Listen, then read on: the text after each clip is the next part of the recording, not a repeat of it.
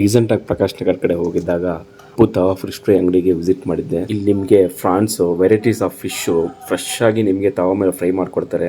Really ಸಖತ್ taste ಆಗಿದೆ. ಯಾವಾಗಲಾದ್ರೂ ಪ್ರಕಾಶ್ ನಗರ್ ಕಡೆ ಹೋದಾಗ ಖಂಡಿತ ಈ ಅಂಗಡಿ ವಿಸಿಟ್ ಮಾಡಿ.